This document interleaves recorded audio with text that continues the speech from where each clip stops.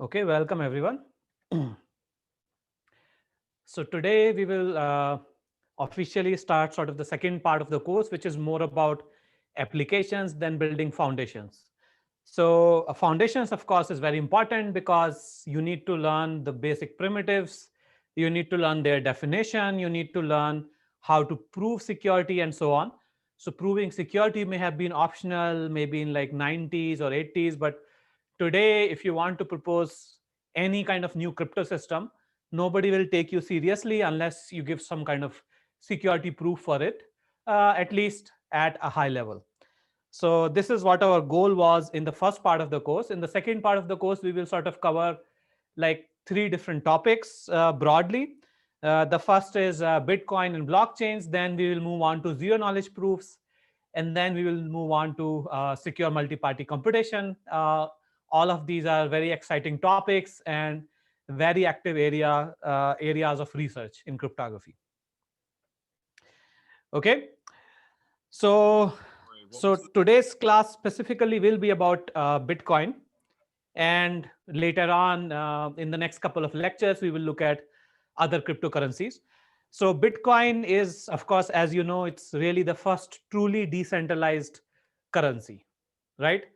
It's calling it an electronic currency, maybe not the most precise term, because electronic banking has been around forever, since like 90s. You have money in your bank account, credit card, you can do transactions over the internet. So electronic banking has been around. Bitcoin was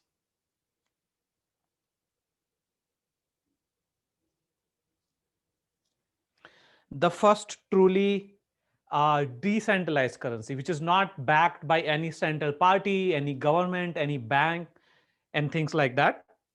And there have been attempts to build such a currency in the crypto community since at least the 1990s. So it's not as if like this was a completely new idea and nobody had thought about it. So there have been many attempts, in fact.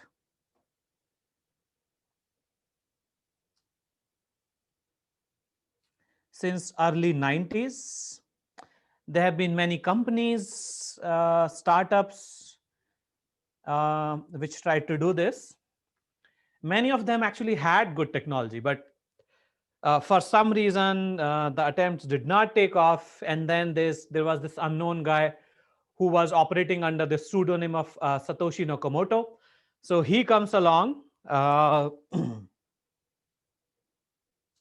and he proposed the Bitcoin system. This was in 2008, 2009. So in 2008, this person sort of posted a white paper. And this white paper was posted on the Cyberpunk's mailing list. I believe this mailing list still exists. If you want, you can join it.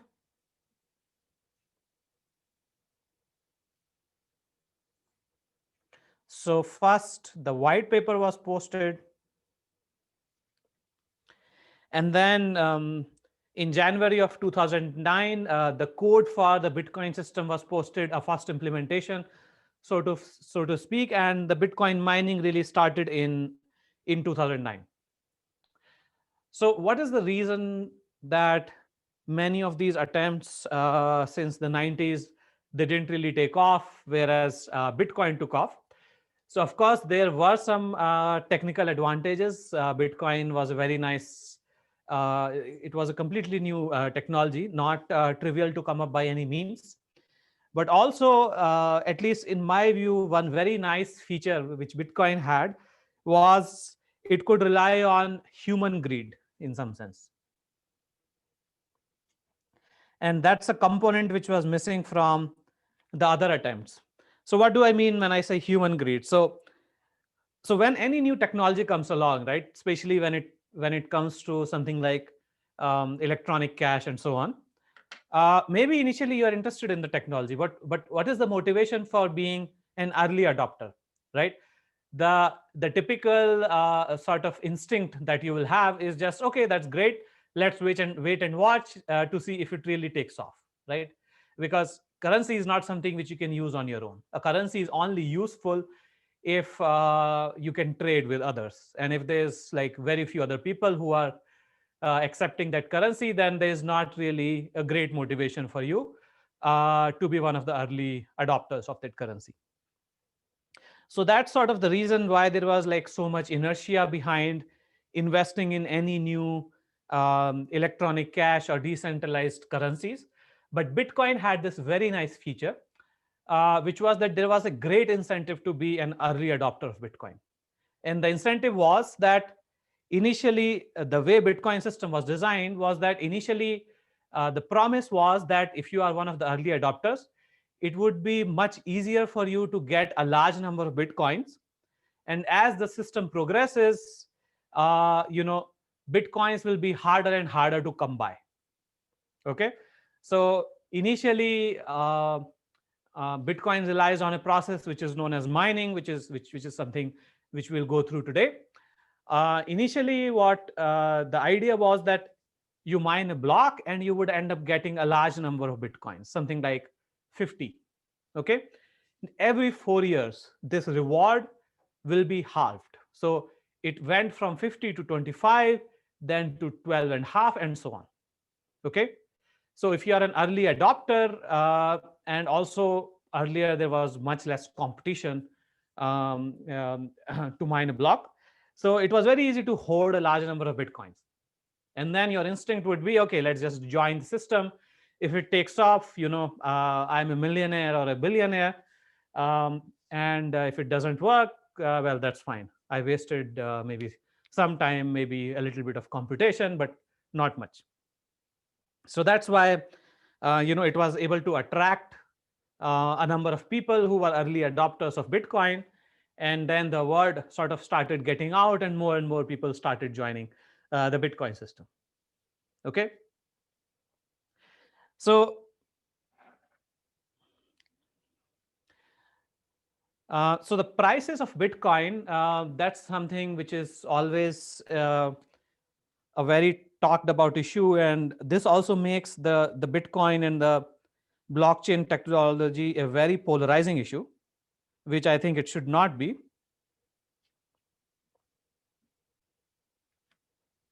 So why is it a polarizing issue? Like the prices of Bitcoin shot up from a few dollars to a few $100s, then to a few $1,000s, then tens of thousands of dollars, then they crashed. So many people, so it sort of attracted the attention of general community who are not really even interested in computer science, let alone cryptography. And like many of these people, they hold the opinion that Bitcoin is a scam, it's a Ponzi scheme, it should be banned and things like that. There's a whole other group of people who are on the other extreme, and they think that you know, government is not doing any good. You know, the banks are failing. They need bailout all the time. They're controlling our life. So in some sense, the traditional currencies like US dollars and so on, they should all be abandoned, and we should switch to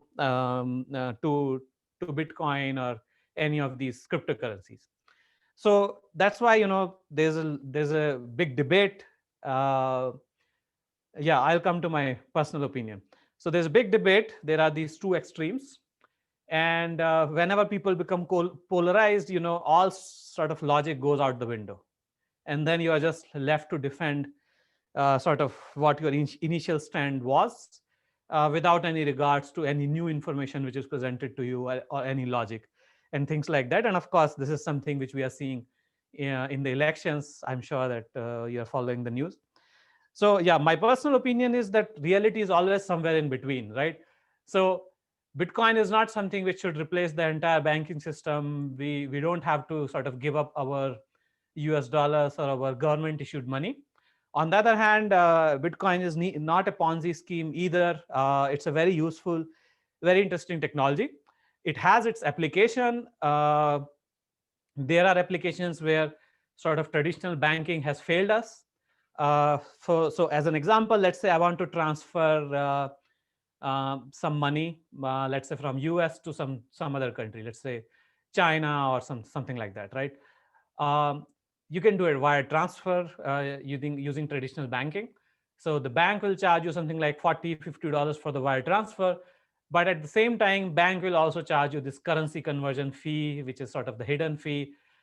It might take you a day, at least like 10 hours or something like that for the money to show up. Sometimes the money doesn't show up, then you call up your bank.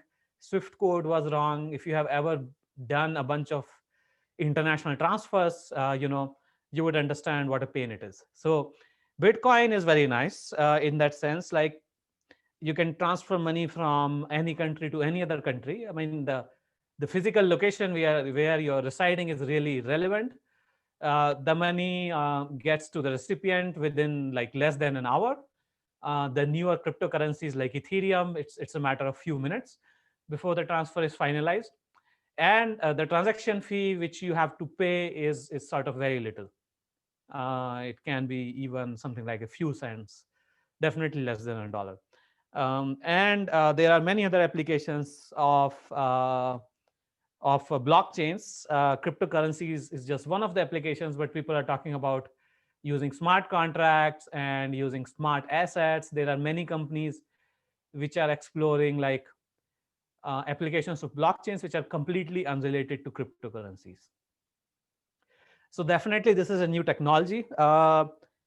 I think the worth of this technology should not be measured by what the price of Bitcoin is on any given day. Even if the price of Bitcoin goes to zero, I think this technology is still useful. And one of the reasons why I like this technology is, if you see today in society, there's a lot of centralization. So big companies are getting bigger and bigger, right? Big tech companies, they are like hoarding massive amount of data. Patents expire after 15 or 20 years, but the personal data these companies collect on you, they will keep this data for the next 50, 100 years or even beyond that. And there's no time frame after that this data will be made available to their competitors. And they don't delete your data at any point, right? It's almost impossible for them. It's almost impossible for you to get them to delete any of the data which they collect on you. And the data is, of course, very important. So not just in the tech industry, in general, big companies are getting bigger. The governments are getting more and more assertive. So in some sense, blockchain is a technology which can be very useful for society because it brings a lot of decentralization. Maybe what we are seeing is we are just getting started, and maybe we will see like completely new big companies like Google being created entirely on the blockchain. No central authority, no CEO, and things like that. Or maybe it's just a dream, right? But at least I think it's a step in the right direction. Okay, so yeah, so no central control is one of the defining features of the cryptocurrencies. Another feature is that these these cryptocurrencies provide some level of anonymity. So maybe let me just be specific to Bitcoin for today's class. So Bitcoin provides some anonymity. Okay, let me stress this word some. It doesn't provide perfect anonymity, and when we look at Bitcoin, we will see why that is the case. And because of this anonymity, there's also a negative. So this can be seen as a negative as well. And in fact, when this whole cryptocurrency thing was just taking off, maybe in 2013, 2014, Bitcoin was considered to be a currency of hackers, criminals, terrorists, and so on. Uh, so there was a lot of negative press which was given to Bitcoin at that time. So for example, there was a ransomware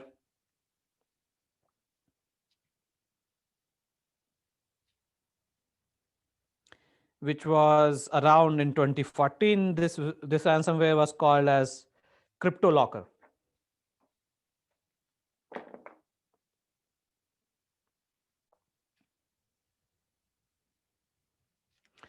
So it was a program which would trick you into installing itself on your computer, and then it would sort of encrypt your hard drive. And if you wanted to get back your data, you needed to send some number of bitcoins to some address or some public key. And normally, creating programs or ransomwares like this successfully is very difficult, because a government or a law enforcement agency can sort of always follow the trail of the money and then eventually get to the culprit. But in case of Bitcoin, this was very hard. In fact, this ransomware was even able to successfully install itself on some city government websites. It was some public utility corporation or something like that, and then like millions of dollars were extorted from them, and only then they were able to get back the data. So a lot of such things were happening, and maybe sometime in 2015 or 2016, sort of the narrative started changing around Bitcoin. A lot of large technology company, they started realizing that that Bitcoin and blockchains can be something which is potentially very useful. And there was this sort of new industry, which was the crypto industry, which was coming around. A lot of big companies like Microsoft, Facebook, and I think PayPal, they started sort of investing in this technology. JP Morgan Chase. I used to work at Microsoft in 2015 and 16, and at that time, there was a lot of conversation going on about creating a new kind of cryptocurrency and taking advantage of blockchains in many different ways. So this was nice, and this is also when sort of the news became more positive around Bitcoin, and more investment started coming. The public interest in this technology sort of started going up. So yeah, so today my goal is, let's try to go inside Bitcoin and understand how the mining process really works and what are the sort of different moving parts.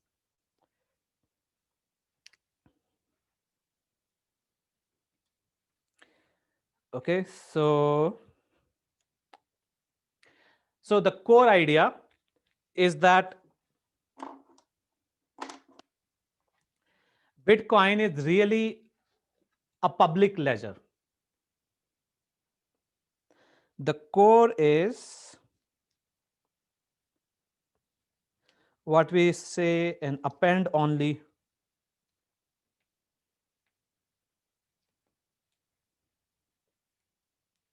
public ledger. In principle, you can write anything on this public ledger. It's just sort of a book or a database. You can add data to the database. You can never delete data which is already inside. And in principle, yeah, you can write anything on this database. So there are two parts to understanding the technology. The first part is how to build this ledger.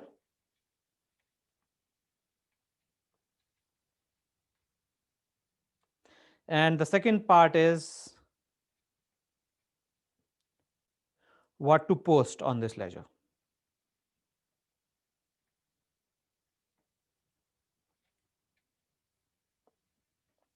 So first part is about building the core fundamental technology. The second part is more about building the application. What you post on the ledger is really dependent on what you're trying to do.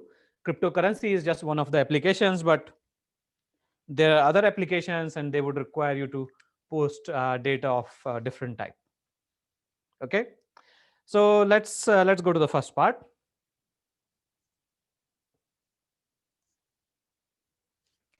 which is building the ledger.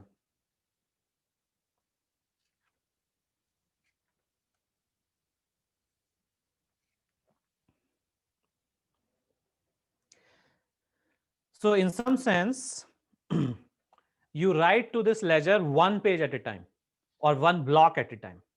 That's sort of the granularity at which you add data. Add one block or one page at a time. So now there is no central authority. Now, who gets to add the next page? Who decides what the content of the next page would be? And what is the process for adding the next page? So to add the next page, maybe I should just stick to the terminology of block. So to add the next block, you have to solve a puzzle. A puzzle, it's a computational or a cryptographic puzzle. And in some sense, there's a competition to solve the next puzzle. Whoever wins this competition, whoever is sort of the first to solve the puzzle, gets to add the next block to the blockchain. So this is a very oversimplified statement, because in a distributed setting, how do you decide who was the winner, right?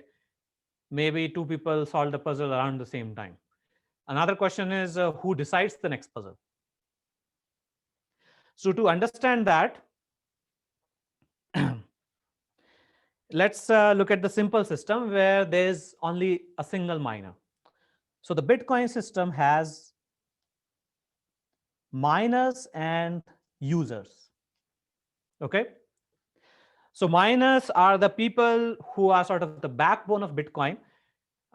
They are trying to create the next block, and they're trying to make money in the process, right? Users are the end users who are maybe trying to transfer money from one person to another person, and they are ready to pay money in some sense to use this system. So miners have to have, they need a lot of computing power.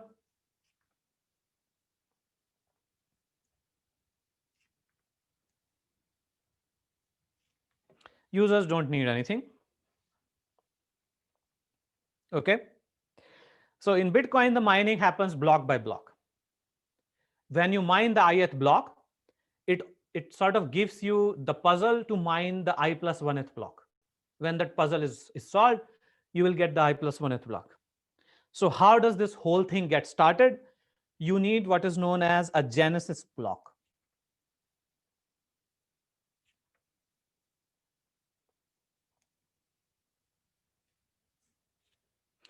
So genesis block, let's try to represent it as B0. Okay, this is the 0th block. And this block was decided for us by Satoshi Nakamoto, who was the person who created the Bitcoin system. And this block was the headline from a British newspaper, which is the Times. And then the block is just a string, right? So this is the date, 3rd January 2019. And the headline was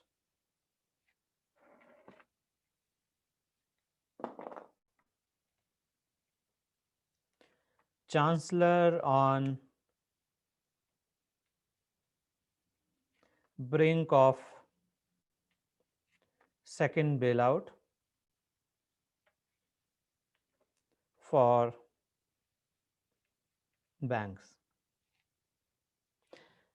So this headline was taken from the newspaper because this sort of elevates the concerns that the Genesis block has some trapdoor hidden inside, which allows the creator to break the security and things like that. So this seems like a very sort of innocently chosen Genesis block. And many people also speculate that, in fact, there's also a comment hidden on the banking system. So the banks were collapsing because of the financial crisis at that time. And the banks needed bailouts. And this was also another reason why something like Bitcoin or blockchain would be attractive. So the idea was that the banking system is failing and we need something else. Yeah, any questions?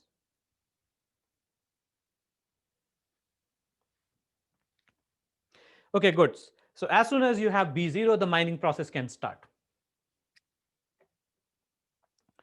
And for simplicity, say we only have one miner.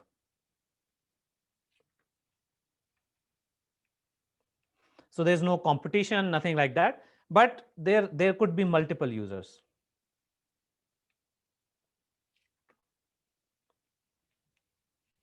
So users produce transactions which they would like to write on the public ledger, and the miner would facilitate the users to write these transactions on the public ledger. So in some sense, the miner will collect all these transactions. Okay. So in Bitcoin, each miner has a secret key and a public key. Okay. And this is not for public key encryption, this is for signature.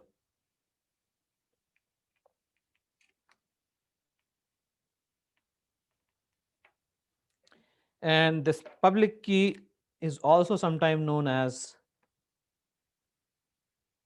the address.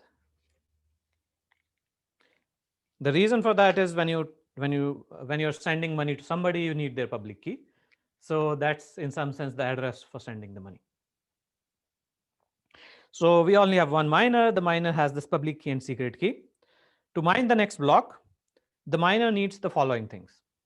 First of all, miner needs to decide what to write in the next block or what to write on the next page in the public ledger.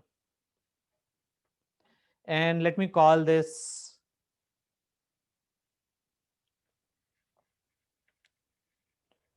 information is, let's denote it by II.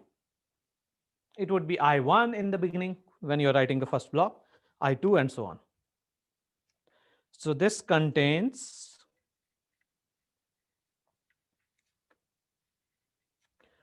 all valid transactions collected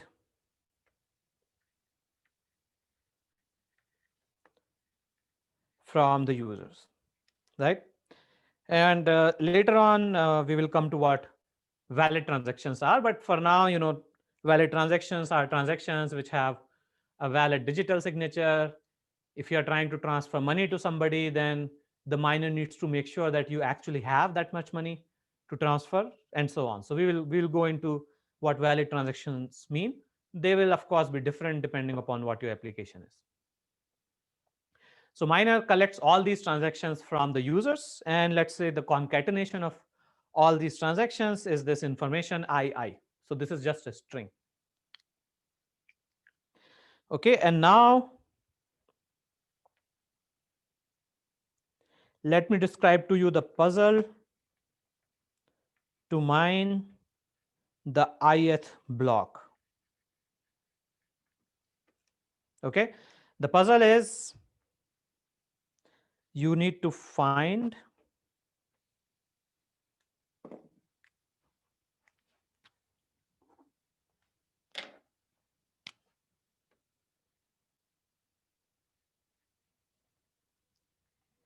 Ni such that there's a hash function h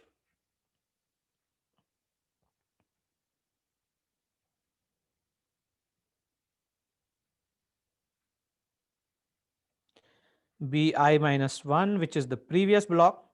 So we have b0 to start with, bi minus 1, then we have, okay, so puzzle to mine, let's say I plus 1th block, just to make things simple.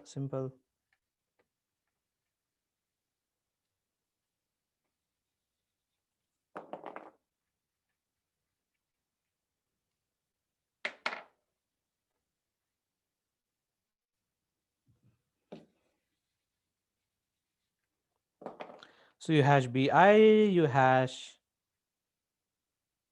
II, and by the way, this is just a rough overview. the order might be different and things like that, the order in which we put these things, but it doesn't really matter. We are interested in the main ideas here. So I, and then Ni, by the way, is called the nonce, and Pk is the minor public key.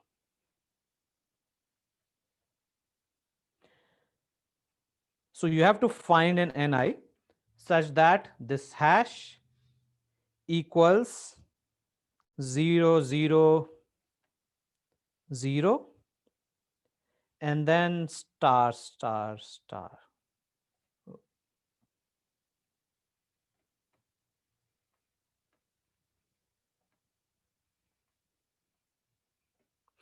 Okay, so you are looking for a number Ni such that the hash of all these values begins with k zeros. After these k zeros, you might have anything. Star represents basically like any character.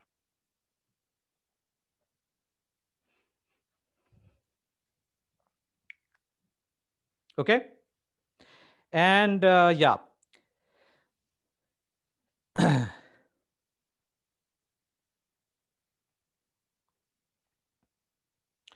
If you are successful,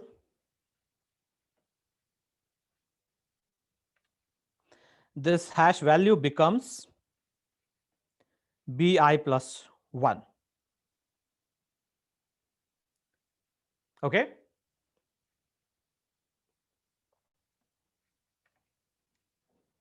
so let's observe a few things. So first, you can see that the previous puzzle plays a role in defining the next puzzle, right? The data which you are putting in the block also plays a role in defining the next puzzle. And then why do we need to put the public key of the miner here in the puzzle? Well, whenever you mine a new block in Bitcoin, the reward for mining that block gets attached to this public key automatically, right? So naturally, if you are a miner, you would want to put your own public key here. But if you are feeling generous, you want to give up your reward, you want to give your reward to somebody else, you can put some other public key.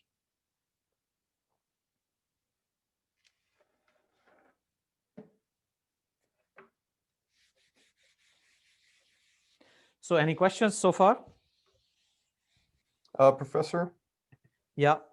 What does Ni represent? Yeah, Ni is a nonce. Okay, so good.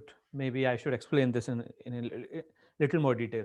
So Bi is fixed, right? This is given to you. II is what you want to write. This is fixed. Public key, you are a miner, your public key is fixed, right? So you start with some value of Ni, you hash all these 4 values, but the outcome does not start with several zeros, right? What do you do in that case? So in that case, Ni, you change Ni. You try with a different value for Ni. Then you hash again, right? So, Ni could be, let's say, 100 bits. So there are like 2 to the power 100 possibilities for Ni. You keep trying all of them, right? And at some point you will succeed, and then you have sort of solved the puzzle. Okay, and this whole thing is known as the puzzle solution.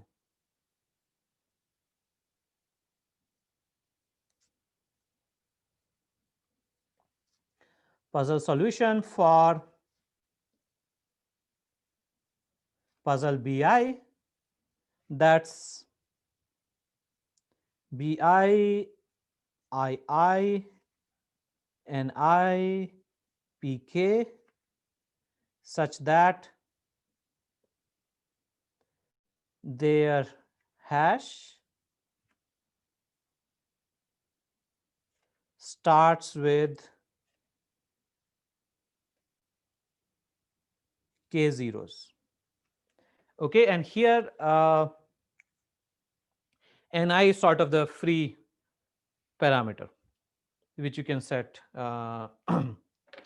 to any value that you want. So II is all valid transactions, or they can be a subset of transactions. So there is no notion of all valid transactions. The only requirement is that in II, all the transactions that the miner puts in II, they must be valid. But if a miner decides, they can leave out any valid transactions which were broadcast to them. What if for all Ni there is no solution to the puzzle? Well, if you set Ni to be large enough, that's not going to happen. The probability for that is negligible. Right? So what is the probability that some particular Ni gives a valid solution?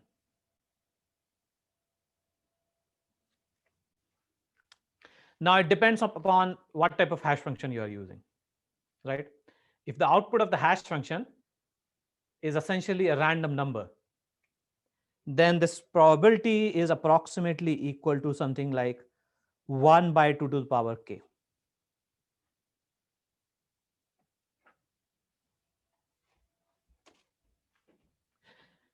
Right?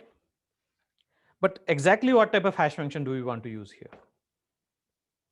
Clearly, we cannot use a PRF because there is no secret key or anything like that. Clearly, collision resistant hash functions are not sufficient here because they don't guarantee that the output is random. So what we are looking for really is that this hash function should be a random oracle. A random oracle is a hash function whose output on any given input is essentially random. It's like a huge exponential sized random table. And the assumption that we are making here is that something like SHA-1 or SHA-256, they behave like a random oracle.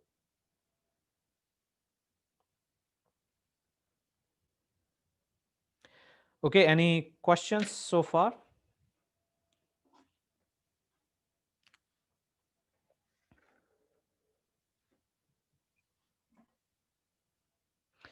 So yeah, so let's see. So what is this parameter k? There's another thing to look at. Who decides k? So k is called the difficulty parameter.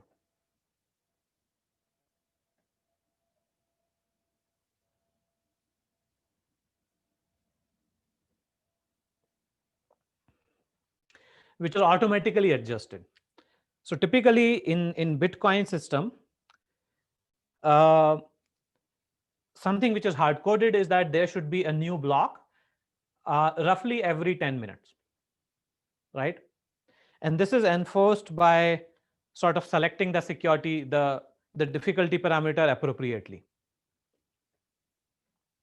And the way it is done is that as the computing power on the network increases, so more and more miners join.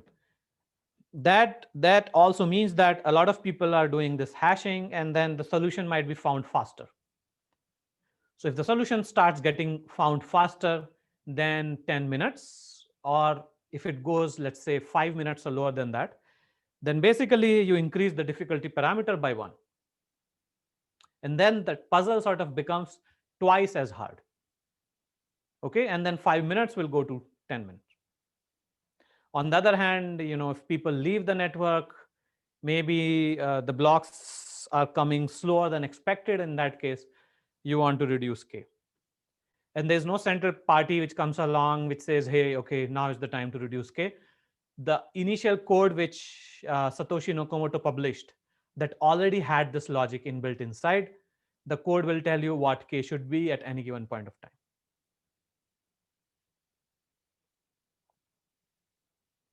Okay. And now, yeah, what is the probability that any Ni gives a valid solution is 1 by 2 to the power k. Now, as long as the length of Ni is much, much larger than k, then you are fine, right? Sooner or later, you will hit some Ni, which will give you a valid solution to the puzzle.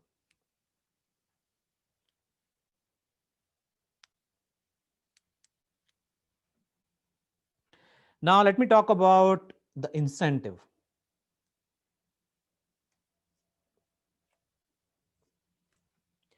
Why do you want to mine, right? So clearly you need to solve this puzzle which requires a lot of hashing, and that takes electricity, that takes computing power. So you are investing resources. So the first incentive to mine is that if you are successful, if you have success,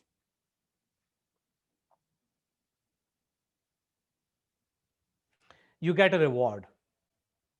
Some new bitcoins are magically created and are attached to your public key. Okay. Another way of thinking about it is, if I am successful in mining the next block or the next page, I am allowed to write on that page. Let's say I'm Alice, I'm allowed to write that uh, 10 bitcoins were created and attached to this public key, which is Alice's public key. And that's considered to be a valid statement. You don't have to write it explicitly. The system, in some sense, it's implicit. Other miners understand that, yeah, your public key gained 10 bitcoins. But in 2040, no new bitcoins will be mined. As I mentioned before, every 4 years, the reward for mining the next block goes down by a factor of 2. Okay, so it will keep going down. And in 2040,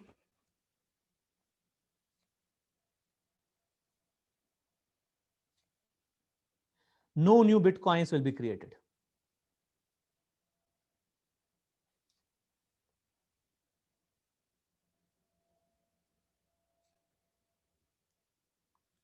And this is sort of another genius of this system.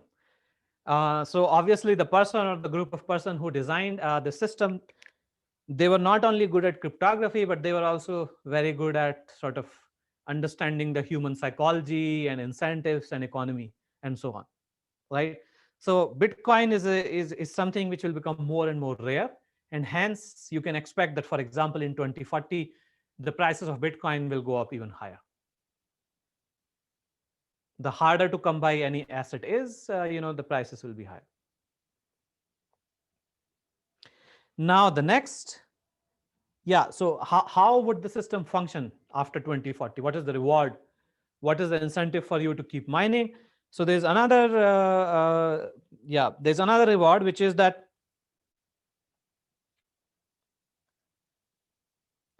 there's also something which is known as transaction fee,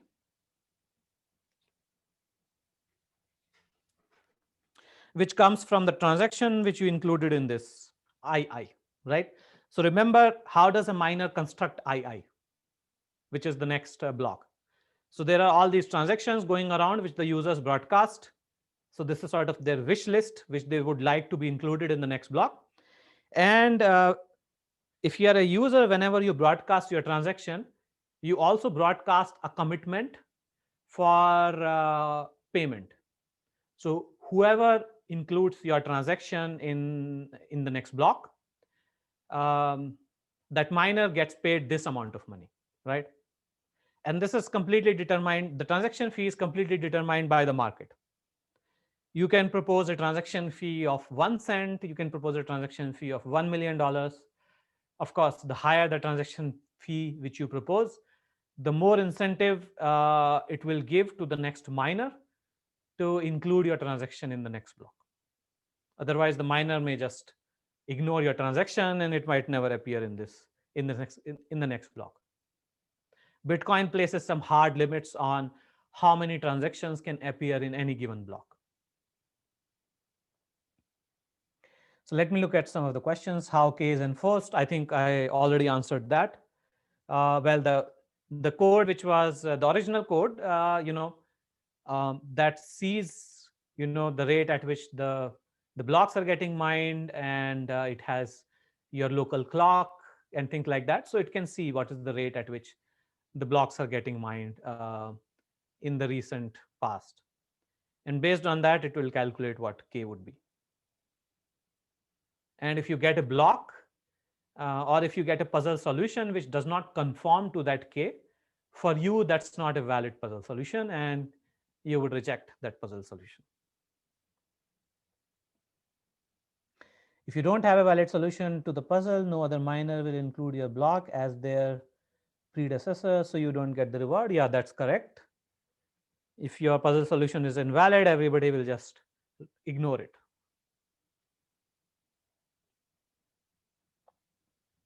So the only way new Bitcoins are added into the system is when someone mines and gets a reward. Yeah, that's true. Yeah, or you can transfer your Bitcoin from one person to the other person.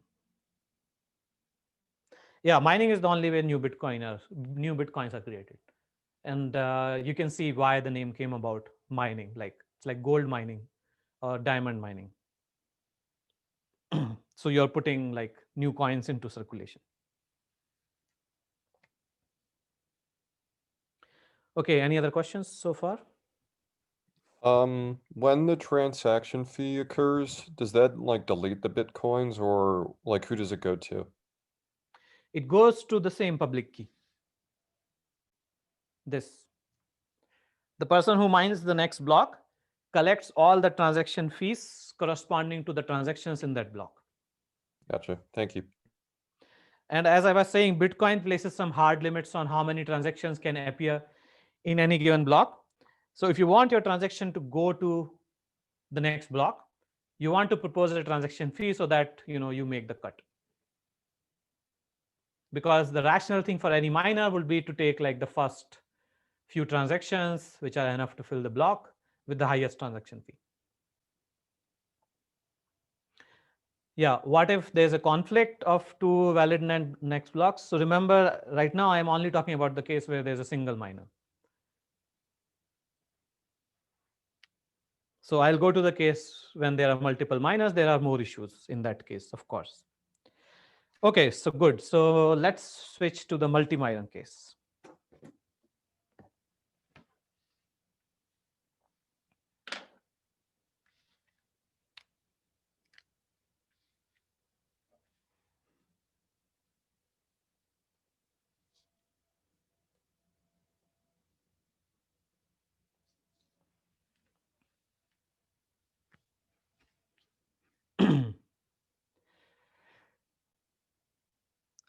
So yeah, so suppose there are many miners. So they are all competing to solve the next puzzle. Okay, and say the last block was BI.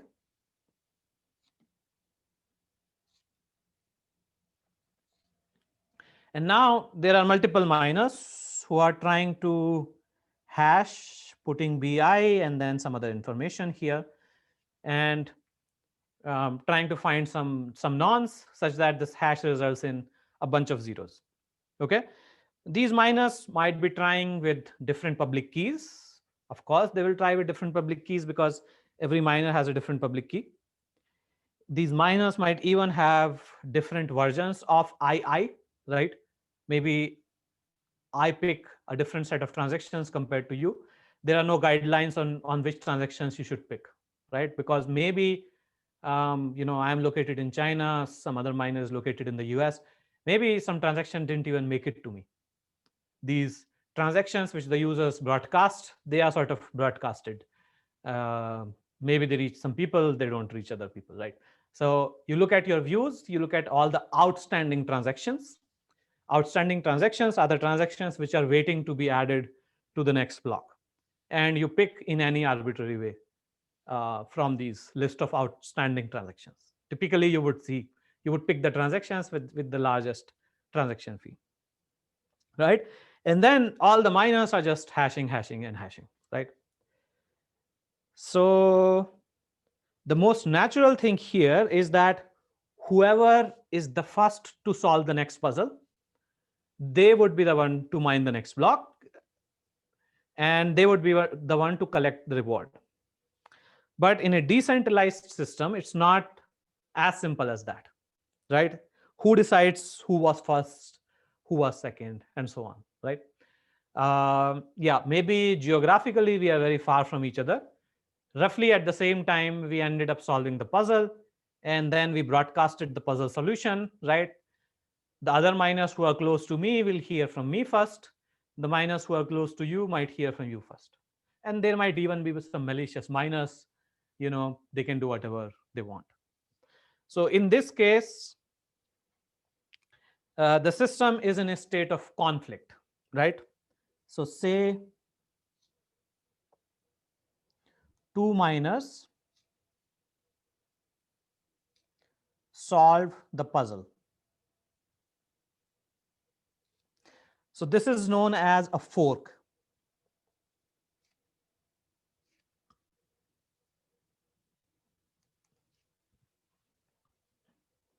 In the system.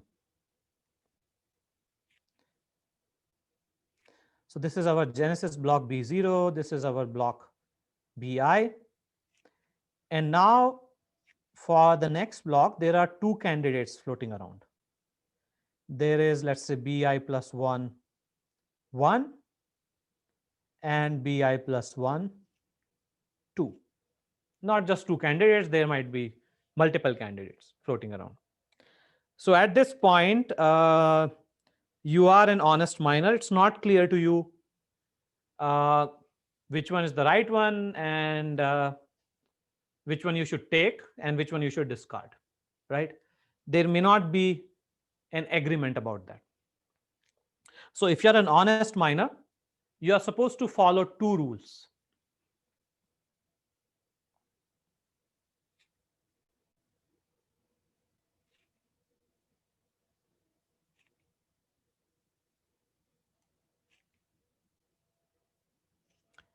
For deciding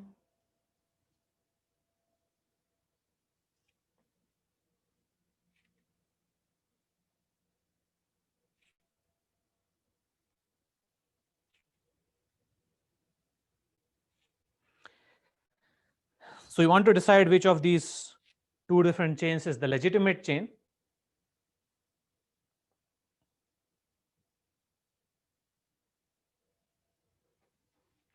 The first rule is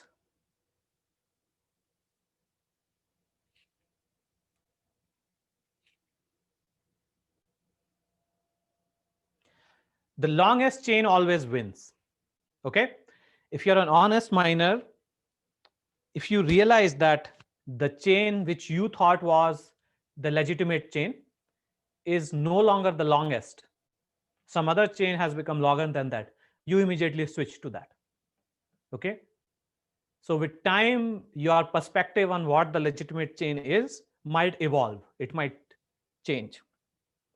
Now it's entirely possible that two chains have the same length. So in this picture which I drew, right, here is the first chain and here is the second chain. These two chains have the same length, right? So what do you do in that case? If the first rule leads to a tie, then the first chain which you saw is the one who wins in your opinion, right? And then if you are the miner, you look at the legitimate chain and then you try to extend that chain.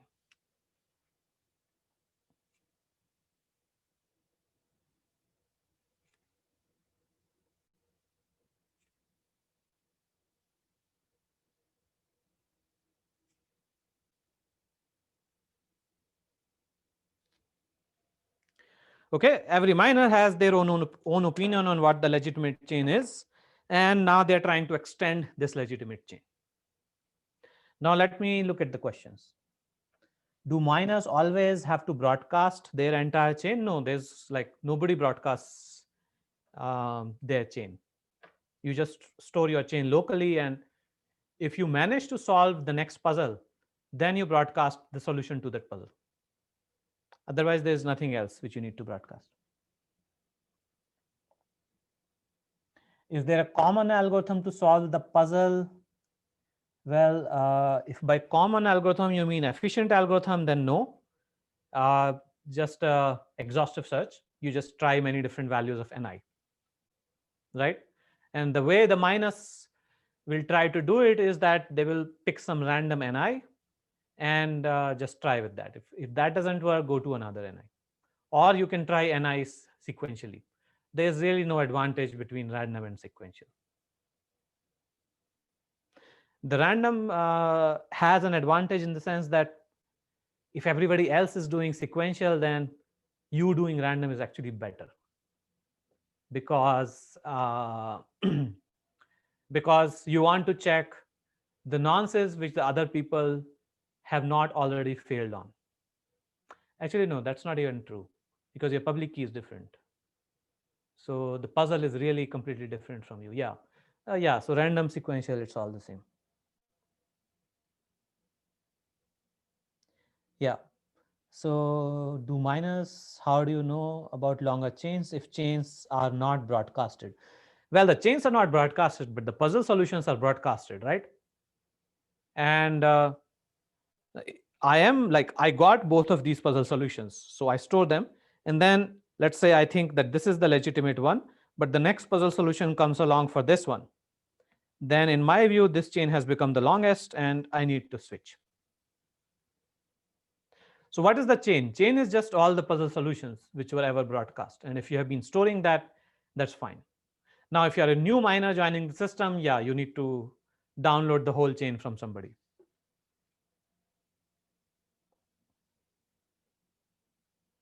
Okay.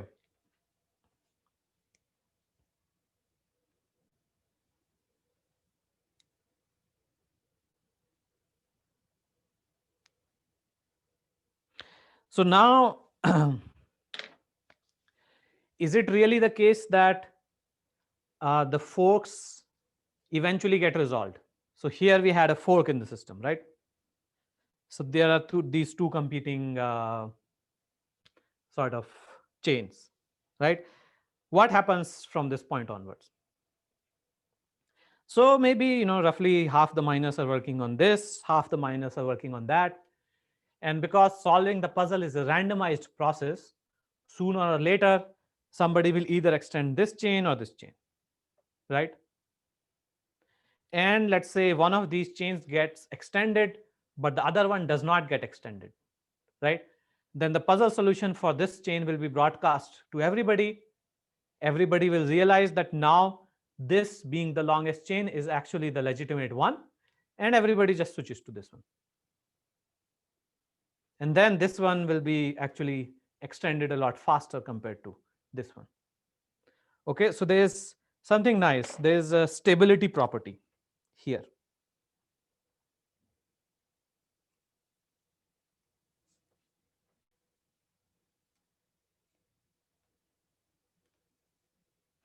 Long chains get even longer. Short chains, either they die. By die, I mean they don't get extended.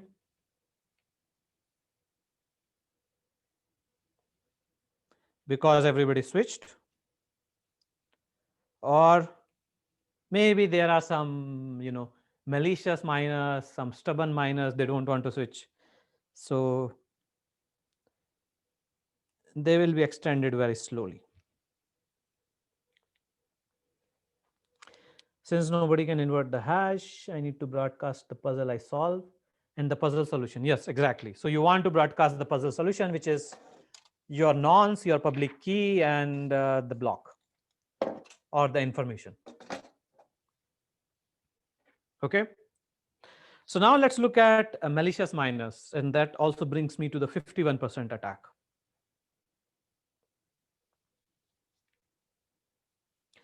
Okay, so suppose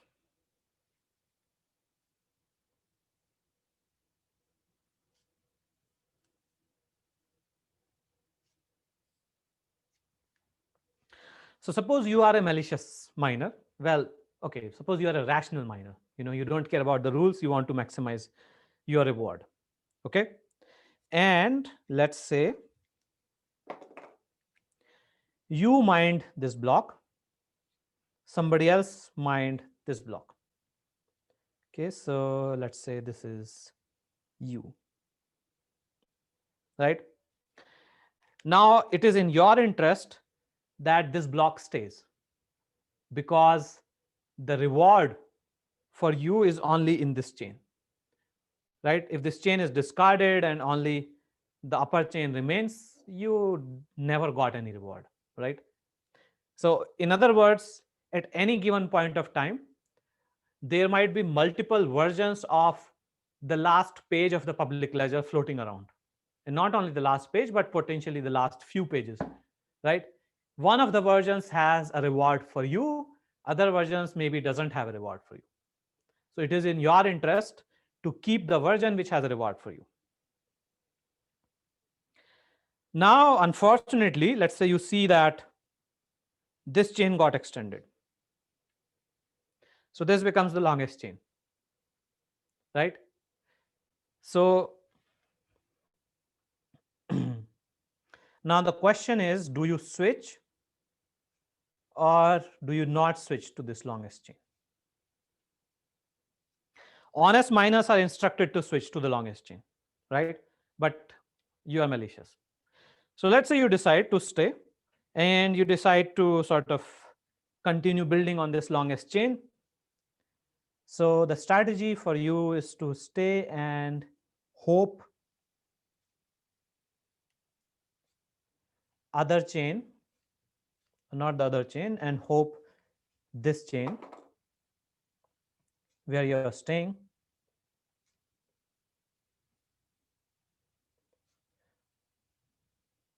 becomes the longest. So this might be a reasonable hope, but actually, if the number of honest miners or the computing power of honest miners is much higher than the computing power of malicious miners, then this is a losing strategy for you.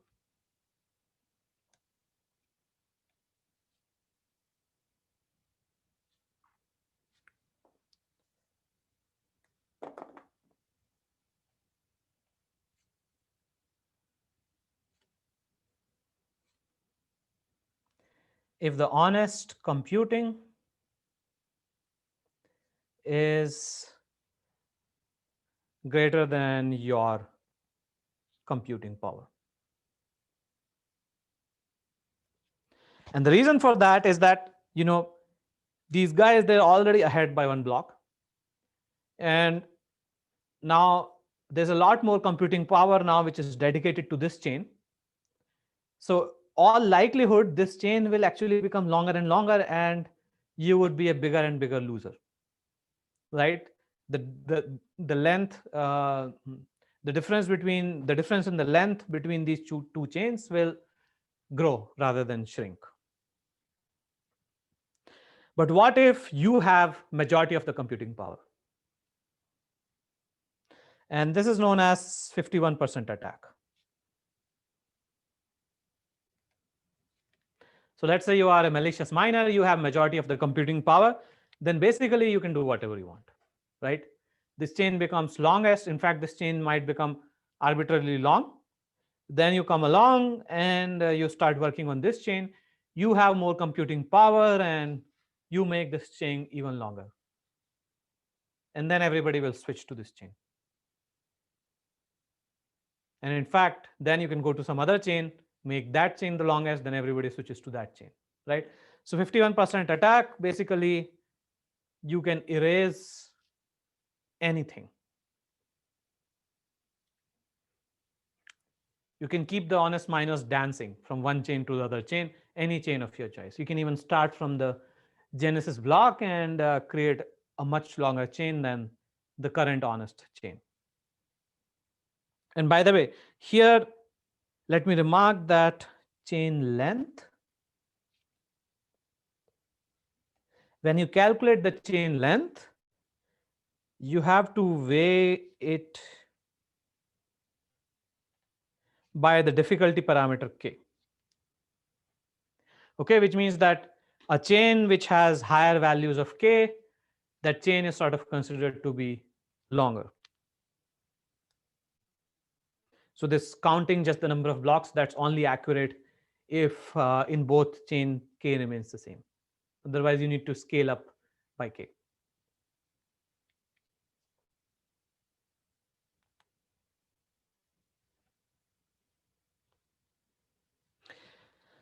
So yeah, so 51% attack seems very dangerous, right? I can erase anything and so on. So why haven't we seen a 51% attack on Bitcoin so far? The point is that 51% attack probably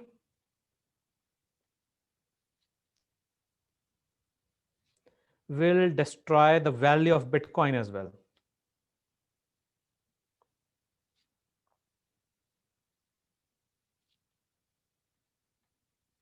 Right? So suppose you are a very powerful miner, you control 51% of the computing power over the network. Now, the question is, do you really want to launch a 51% attack, which everybody can see? And then basically people will just run away from the Bitcoin system. Maybe they will go to Ethereum, maybe they'll go to paper currency or whatever.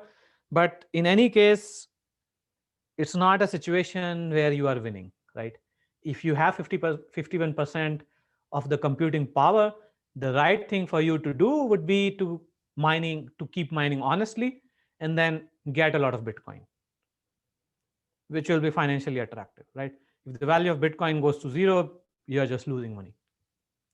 But 51% attack might be actually reasonable for some governments whose sole goal is to destroy this sort of alternate financial system developing. So that's why 51% attack is something which people worry about. Right? So somebody who is willing to lose money, but who wants to destroy the Bitcoin system certainly can do so. A large enough, let's say, state actor who is ready to invest billions of dollars.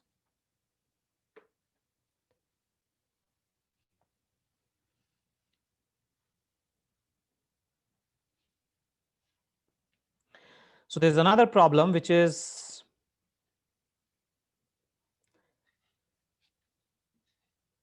it's known as infanticide, which is 51% attack on the so-called altcoins. So Bitcoin miners are very powerful. And if you are a powerful miner holding a large stake in the Bitcoin system, it is in your interest that computing cryptocurrencies not be very powerful, right? You don't want other cryptocurrencies to get established. So this infanticide, not common by any means, but something which has been seen is that there's another cryptocurrency which is coming up, and the Bitcoin miners don't like it. And Bitcoin miners, who are very powerful, they join the other cryptocurrency in large numbers and sort of launch a 51% attack, just destroying the other cryptocurrency entirely.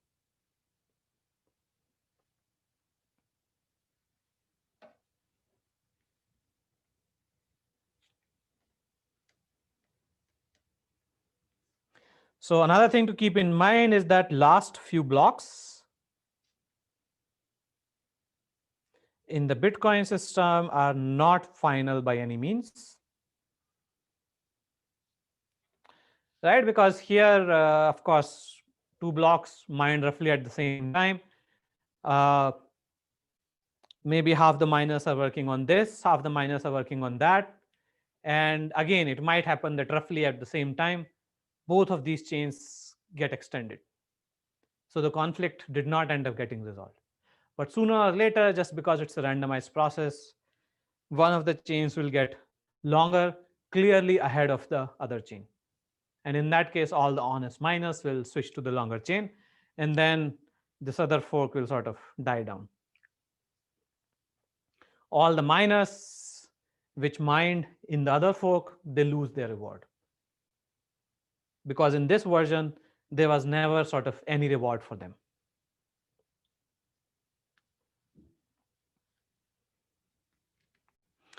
Another thing which we will really look at in the next class is this information, which I am calling II, is arranged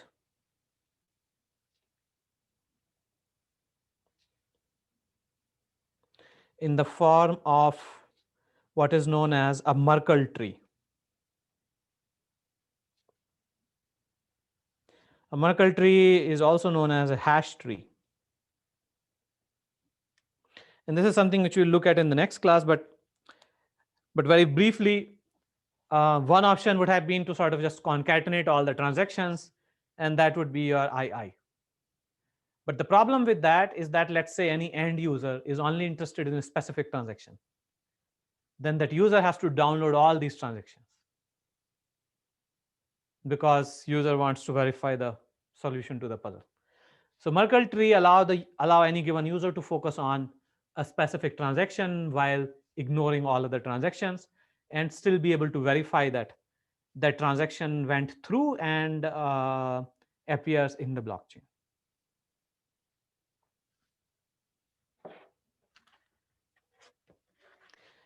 Okay, so now let me move on to the second part, which is given this blockchain, given this way of maintaining sort of append only public ledger, how do you build applications on top of it?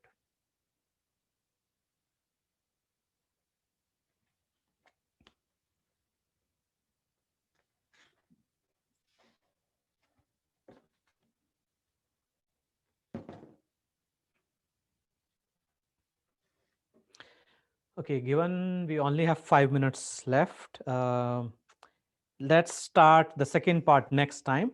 And instead, I'll tell you a couple of other things just about the mining process.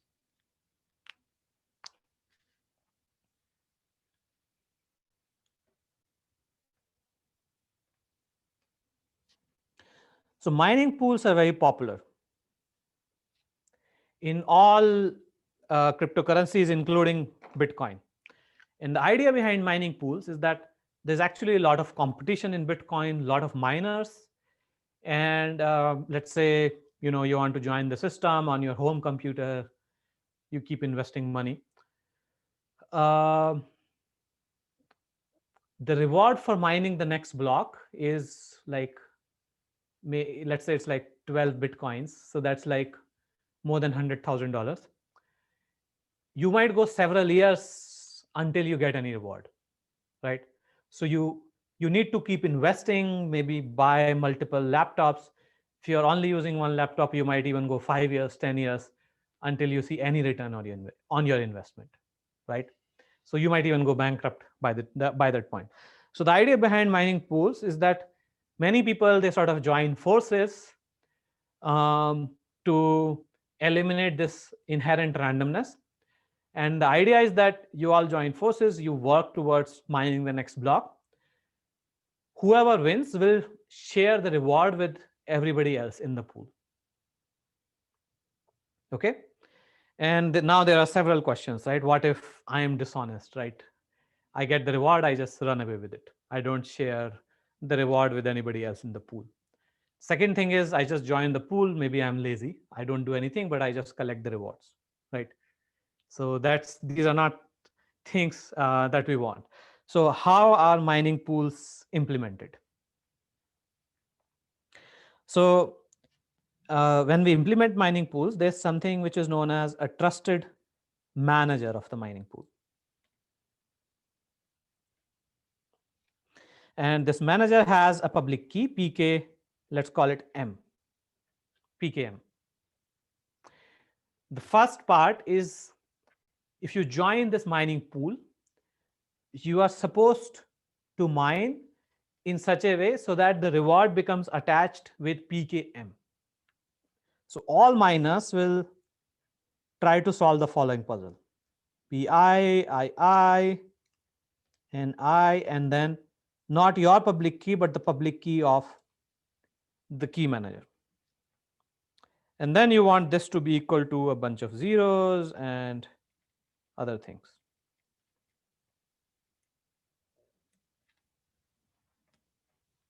Okay.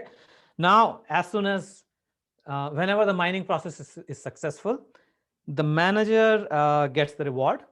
The reward automatically is attached to the public key of the manager. And then the manager sort of distributes the reward with all the group members. Now, this distribution is not uniform. It's not the case that everybody is equal in the mining pool. So the key manager distributes the reward proportional to the partial proof of works which you submitted. What is a partial proof of work?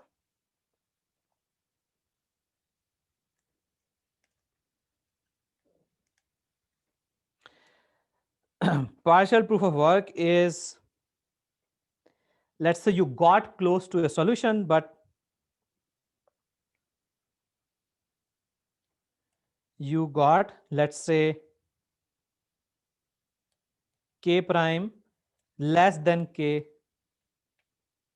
zeros, right? So you are hashing this, you will get, you're unlikely to immediately hit k zeros. Many times you will see k prime, which is less than k. And whenever you hit this kind of k prime, you submit this puzzle solution to your group manager. Okay, this puzzle solution is of course useless in the context of the blockchain, because to mine the next block you really need k zeros. Anything less than that is completely worthless. You just need to try again, but you keep submitting it as evidence to the manager, the mining pool manager, right? And the mining pool manager can see, if you submitted a lot of partial proofs of work, it means that you were working, and you were working with respect to the public key of the trusted manager. Okay, the more partial proofs of work you submit, the higher the percentage of your reward will be if this mining pool is successful, right? So this also prevents you from running away with the reward, because throughout this entire time you have to keep working with respect to the public key of the pool manager.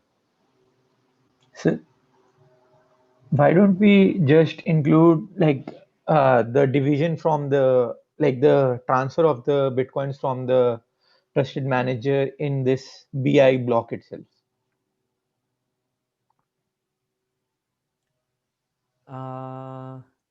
You mean in this II? Yeah, like basically, like if you are the manager and all the class students are people who are in this. But the point is that until the block is mined, I mean, you don't really know who did how much work, right? You don't know the breakup. But how then the manager transfers Bitcoin, like in the next transaction? Yeah, so in the next transaction, after some point, everybody is able to submit their partial proofs of work. The manager can go through it at that point, and then later on, maybe the next day, transfers money. No, but like then manager. But while also you are mining the block, you don't know who is doing how much computation for this block. Okay, that is correct. But like manager also will need to create a new transaction, and there will be a transaction fee for each transfer that I do to other people, right? That's true. Okay, thank you, sir. Yeah, I mean, yeah. If you have any ideas to resolve it, I think that will be a useful idea.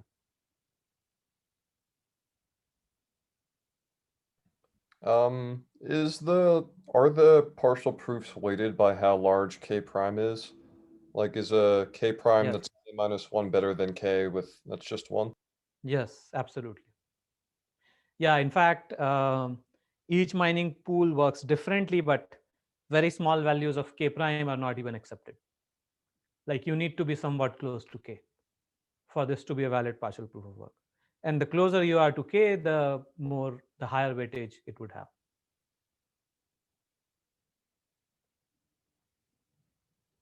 Any other questions before we stop?